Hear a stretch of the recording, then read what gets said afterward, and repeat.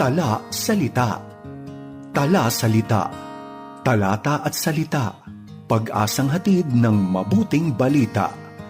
Tala, salita. Kailan pa man di ka nagbago, pag-ibig mo'y di naglaho, ni minsan di nilisan, lagi kang naroon sa... Isang mapagpalang araw sa iyo, Kaagapay. Ako ang iyong kasama, Ronel Rubrica ng Kamuning Bible Christian Fellowship para sa programang Tala Salita. Talata at salita, pagbubulay at pagninilay sa mga talata mula sa salita ng Diyos.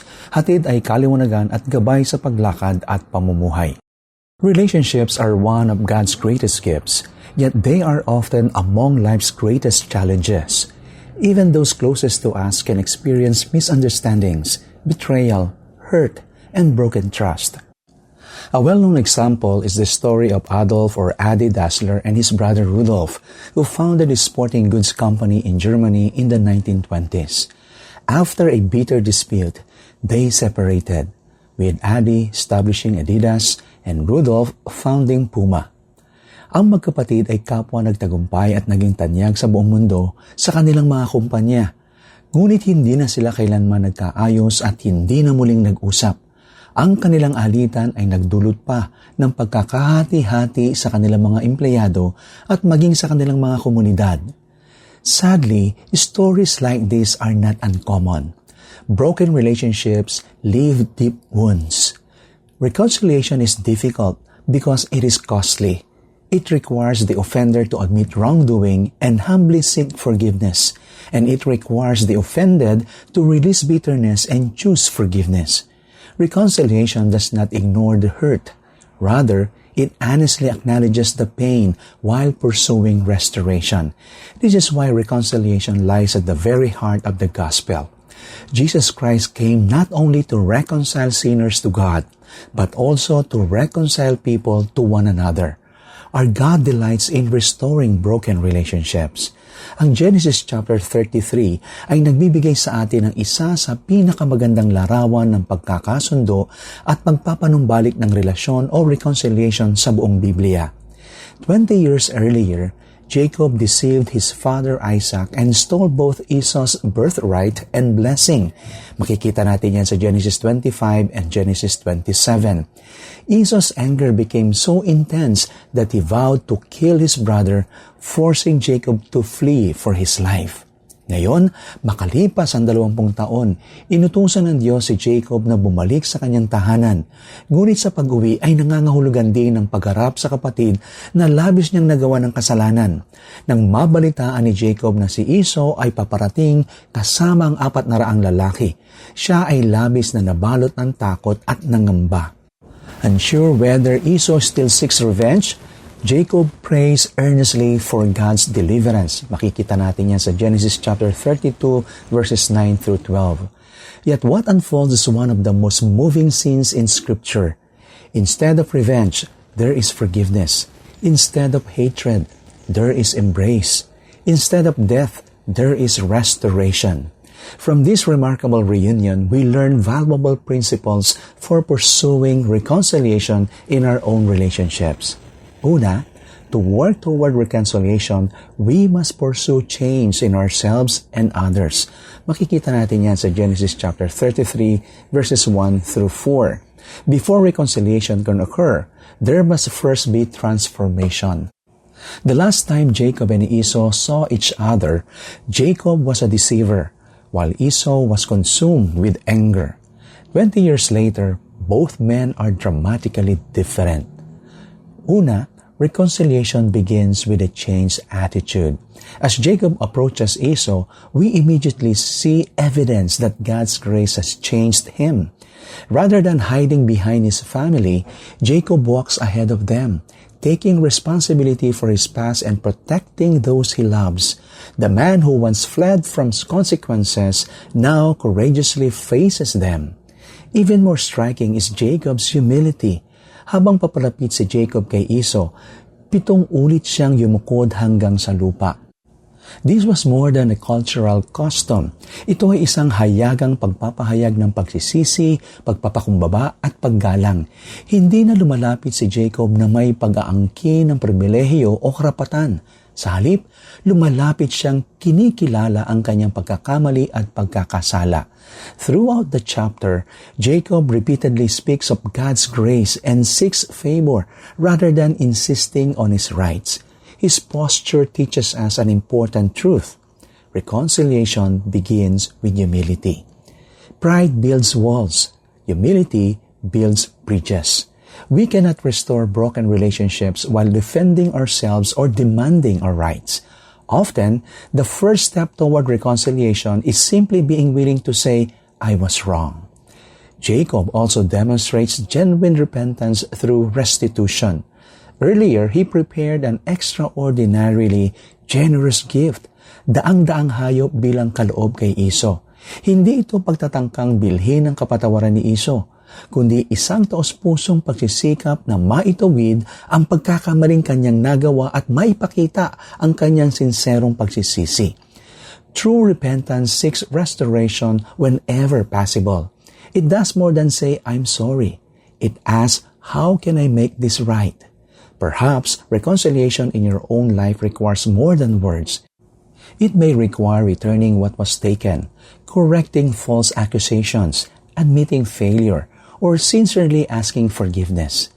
The bridge of reconciliation is often built upon the foundation of humility, repentance, and restitution. But Jacob's transformation alone could not complete the reconciliation. God was also at work in Esau's heart. Pangalawa, makikita natin that reconciliation flourishes through a changed heart. Lumapit si Jacob sa kanyang kapatid na inaasahan ang pinakamasamang maaring mangyari. After all, ang huling alaala niya kay Esau ay isang kapatid na nagngangalit sa galit at determinadong patayin siya. Humanly speaking, may sapat na dahilan si Jacob upang matakot. Ngunit, ang biyaya ng Diyos ay kumikilos na, hindi lamang sa puso ni Jacob, kundi maging sa puso ni Esau.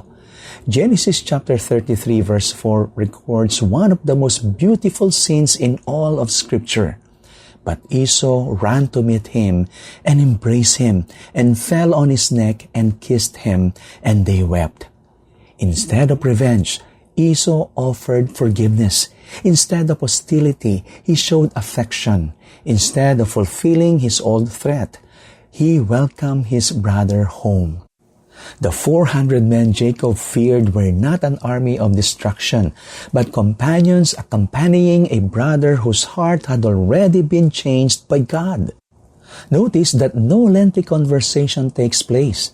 There are no accusations, no rehearsing of old wounds, no demands for explanations. Their actions speak louder than words. The embrace, the tears, and the kiss testify that forgiveness has replaced bitterness. What a powerful reminder na wala tayong kapangyarihang baguhin ang puso ng ibang tao. Tanging ang Diyos lamang ang may kakayahang gumawa nito. For 20 years, Jacob assumed Esau's hatred had only grown stronger.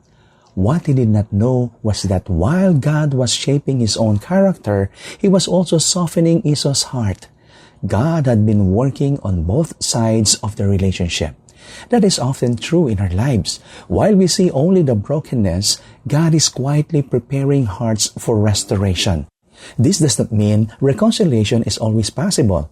Scripture recognizes that not every relationship can be fully restored because reconciliation requires the willing participation of both parties. Romans 12, verse 18. Yet, our responsibility remains the same, to pursue peace with humility, sincerity, and love, trusting God to do what only He can do. Marahil sa sandaling ito ay may dala kang sama ng loob laban sa isang taong labis na nakasakit sa iyo. Ngunit binabalaan tayo ng salita ng Diyos na huwag hayaang mag-ugat ang kapaitan sa ating puso. Hebrews 12:15 reminds us that bitterness not only poisons our own hearts, but also affects those around us. Forgiveness does not minimize the offense, nor does it excuse sin. Rather, it chooses to release personal vengeance into God's hands and allow His grace to heal the wounds of the heart. The miracle of Genesis chapter 33 is not simply that two brothers met again. It is that God transformed two hearts. Jacob came with humility, repentance, and restitution. Esau came with forgiveness, compassion, and love. Together, they experienced the joy of reconciliation. The same God who reconciled Jacob and Esau is still able to restore broken relationships today. No relationship is beyond His power when hearts are surrendered to Him. Ang unang hakbang tungo sa pagkakasundo ay ang hayaan nating baguhin tayo ng Diyos bago natin asahan na babaguhin niya ang ibang tao. Although Jacob and Esau were reconciled, the account does not end with their embrace. Genuine reconciliation is not merely an emotional moment. It is a new way of relating to one another. To preserve reconciliation, we must walk in grace and peace. Makikita natin yan sa verses 5 through 20. After embracing Jacob, Esau politely declined the generous gift, saying in verse 9, "I have enough, my brother. Keep what you have for yourself." But Jacob insisted, "Please accept my blessing, because God has dealt graciously with me and because I have enough," in verse 11. Ang pagpupursige ni Jacob ay nagpapakita na ang kanyang handog ay hindi pagtatangkang bilhin ang kapatawaran ni Esau, kundi isang taos-puso at konkretong pagpapahayag ng kanyang pagsisisi at pagmamahal. Years earlier, he had taken what belonged to Esau. Now, he desired to bless the very brother he had wronged. Grace has transformed a grasping man into a generous one. Notice that Jacob attributes everything he possesses to God's grace. No longer is he the self-reliant schemer who depended on his own cleverness. He now recognizes that every blessing comes from the Lord. A reconciled heart is a grateful heart. People who understand God's grace become eager to extend grace to others. Pagkatapos nito, inanyayahan ni Esau si Jacob na maglakbay kasama niya. Subalit may karunungang tumanggi si Jacob sapagkat isinasaalang-alang niya ang kalagayan ng kanyang pamilya, lalo na ang mga bata, gayon din ang kondisyon ng kanyang mga alagang hayop. There was no tension or hostility in his response, only wisdom, honesty, and mutual respect. Reconciliation does not require two people to become inseparable. It requires that peace replace hostility and love replace resentment. The chapter concludes with Jacob arriving safely in Canaan. He purchases land, builds an altar, and names it El Elohi Israel, meaning God, the God of Israel. This is significant. After experiencing reconciliation with his brother, Jacob's first recorded act is worship. Restored relationships should always lead us to worship the God who restores. Beloved, reconciliation is ultimately God's work. He changes hearts, removes bitterness, grants humility, and enables forgiveness. The cross of Jesus Christ is the greatest demonstration of reconciliation, for through His sacrifice, we who were once enemies of God have been brought near by His grace. If God has reconciled us to Himself, then we are called to become ministers of reconciliation in our families, friendships, workplaces, and churches. Perhaps today, the Holy Spirit is bringing someone to your mind, a family member, a friend, a fellow believer, or someone from whom you have become estranged. Tanungin natin ang ating sarili, may pride ba na kailangan kong isurrender? Is there forgiveness I need to extend? Is there restitution I need to make? Is there bitterness I need to release? As far as it depends on us, let us pursue peace. We cannot control another person's response, but we can choose obedience. We can humble ourselves, seek forgiveness, extend grace, and trust God to accomplish what only He can do. May we become people who pursue reconciliation because we have first experienced God's reconciling grace through Jesus Christ. Secondly, to work toward reconciliation, we must provide clemency through forgiveness. Makikita natin yan sa Genesis chapter 33 verses 4 through 11. The reunion of Jacob and Esau is one of the most beautiful pictures of forgiveness in all of Scripture. After 20 years of separation, resentment, and fear, Esau does the unexpected. Instead of seeking revenge, Esau ran to meet him and embraced him, fell on his neck and kissed him, and they wept. In verse 4, what a remarkable display of God's transforming grace. God had worked in Esau's heart, replacing anger with compassion and bitterness with forgiveness.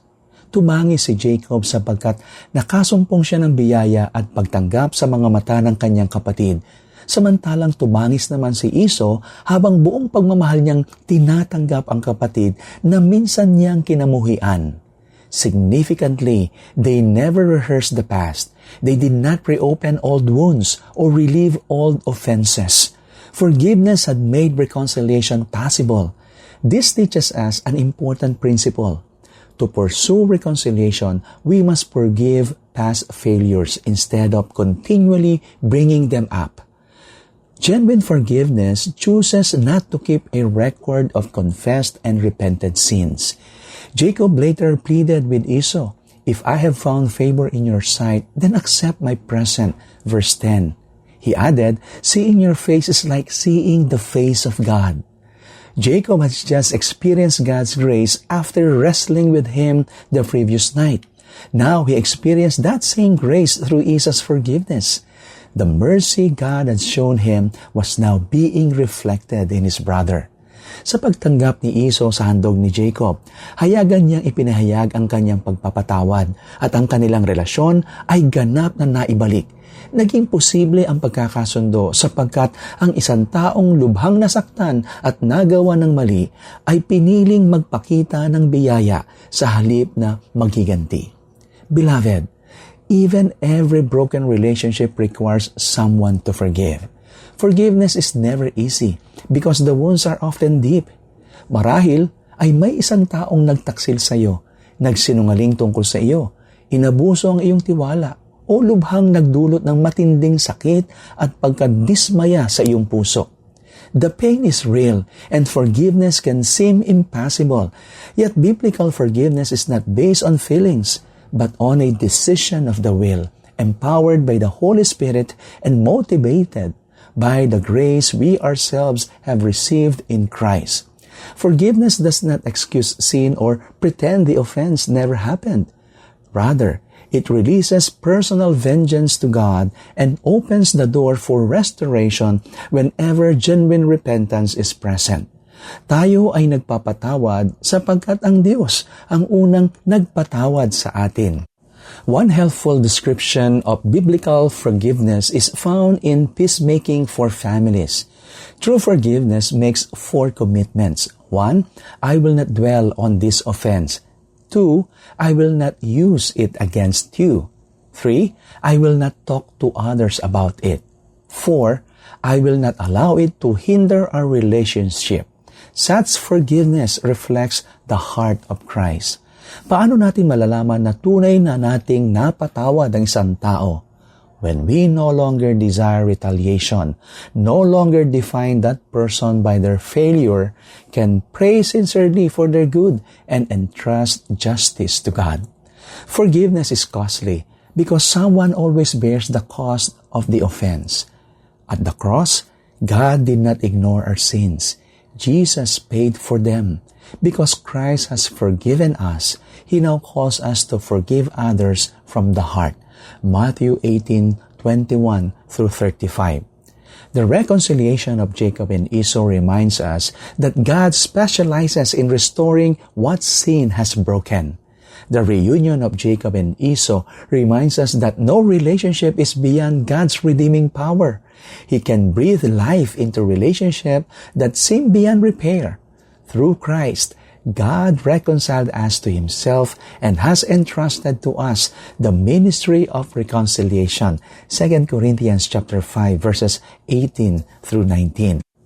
Habang isinusuko natin sa Diyos ang ating mga sugat, hinanakit at mga pasaning dala ng nakaraan, at habang ipinapadama natin sa iba ang biyayang ating tinanggap mula sa Kanya, magagamit niya tayo bilang mga kasangkapan ng kapayapaan. Sa pamamagitan natin, maaari siyang magdala ng kagalingan sa mga nasirang relasyon at maihayag ang makapangyarihang kapangyarihan ng Ebanghelyo na nagkakasundo at nagpapanumbalik ng mga pusong pinaghiwalay ng kasalanan, sakit at alitan. Reconciliation is indeed one of the most clearest pictures of the transforming grace of Jesus Christ. Maraming salamat po sa inyong pagsama sa akin sa araw na ito. Ako po ang inyong kaagapay, Ronel Rubrica ng Kamuning Bible Christian Fellowship.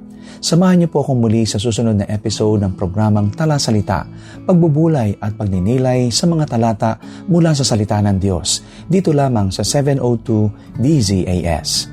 Tala Salita, talata at salita, pag-asang hatid ng mabuting balita. Tala Salita.